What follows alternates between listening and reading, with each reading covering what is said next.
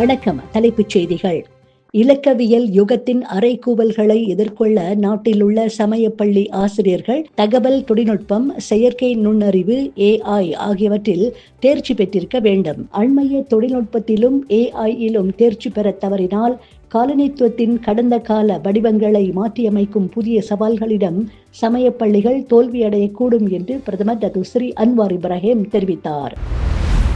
முதலாம் படிவ சபா மாணவி ஜாரா கைரினா மகாதிரின் மரணம் குறித்த விசாரணை வெளிப்படையாகவும் சமரசமின்றியும் மேற்கொள்ளப்படும் என்று பிரதமர் டத்துஸ்ரீ அன்வார் இப்ராஹிம் இன்று மீண்டும் உறுதியளித்தார்.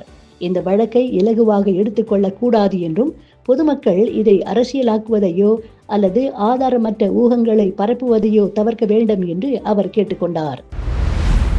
சிங்கப்பூர் நாட்டின் பிரஜையாவதற்கு தங்கள் குடியுரிமையை கைவிடும் மலேசியர்களின் எண்ணிக்கை அண்மைய ஆண்டுகளில் வெகுவாக அதிகரித்துள்ளது.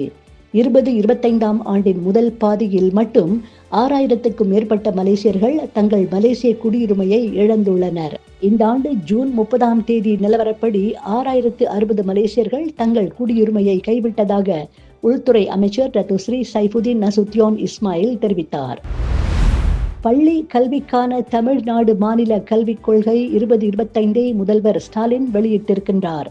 கல்வியும் மருத்துவமும் தான் திராவிட மாடல் அரசின் 2 கண்கள். ஏற்றத்தாழ்வற்ற சமூகத்தை கட்டமைப்பதை அரசு கொள்கையாக வைத்துள்ளது. தமிழகத்தில் 2021 முதல் தற்போது வரை 17.74 லட்சம் பேருக்கு பட்டா வழங்கப்பட்டுள்ளது என்றும் முதல்வர் ஸ்டாலின் தெரிவித்தார். டெல்லியில் பெய்து வரும் தொடர் கனமழையால் அந்த மாநிலத்தில் 100க்கும் அதிகமான விமானங்கள் தாமதமாகி உள்ளதாக தெரிவிக்கப்பட்டுள்ளது. தலைநகர் டெல்லியில் கனமழை காரணமாக தாழ்வான பகுதிகளில் மழை நீர் தேங்கியுள்ளது. மழை காரணமாக வாகன நெரிசல் ஏற்பட்டு சாலை போக்குவரத்தும் பாதிக்கப்பட்டுள்ளது. சிங்கப்பூரில் இவ்வாண்டு 7210 பேருக்கு தேசிய தின விருது வழங்கப்படுகிறது.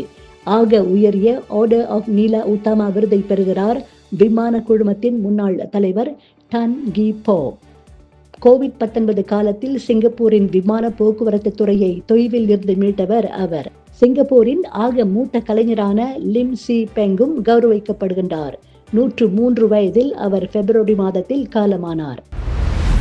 காசாவை கைப்பற்றும் திட்டத்தை இஸ்ரேல் கைவிட வேண்டும் என்று உலக நாடுகள் வலியுறுத்துகின்றன. இஸ்ரேலுக்கு ஆயுதங்கள் அனுப்புவதை ஜெர்மனி நிறுத்தி வைத்துள்ளது. தனது ஆயுதங்கள் காசாவில் பயன்படுத்தப்படலாம் என்பதால் ஜெர்மனி அந்த முடிவை எடுத்தது. அது மிகுந்த ஏமாற்றம் அளிப்பதாக இஸ்ரேலிய பிரதமர் பென்யமின் நெட்டன்யாகு தெரிவித்தார். அமெரிக்க அதிபர் டொனால்ட் ட்ரம்பும் ரஷ்ய அதிபர் விளாடிமிர் புட்டினும் அடுத்த வாரம் அமெரிக்காவின் அலாஸ்கா மாகாணத்தில் சந்தித்து பேச திட்டமிட்டுள்ளனர். ட்ரம்பின் இந்த அறிவிப்பை ரஷ்ய செய்தி தொடர்பாளர் ஒருவரும் உறுதிப்படுத்தியுள்ளார். ரஷ்யாவுக்கு அருகில் இருப்பதால் அலாஸ்கா பொருத்தமான இடம் என்று அவர் தெரிவித்துள்ளார். போதைப் பொருள் கடத்தல் குற்றச்சாட்டின் பேரில் வெனிசுவேலா அதிபர் நிக்கோலாஸ் மதுரோவை பிடித்துக் கொடுத்தால் $5 கோடி பரிசு வழங்குவதாக அமெரிக்க அதிபர் ட்ரம்ப் தெரிவித்துள்ளார்.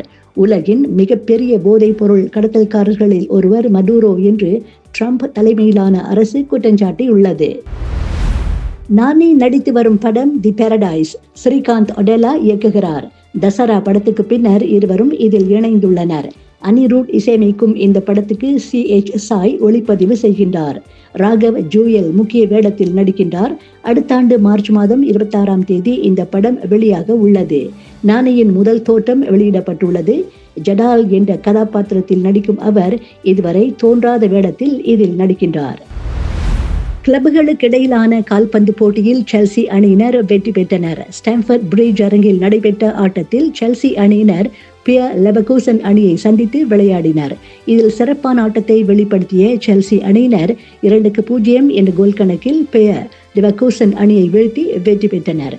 இதுபோன்ற மேலும் செய்திகளுக்கு நம்பிக்கை இணையதளத்தை பாருங்கள். நன்றி, வணக்கம்.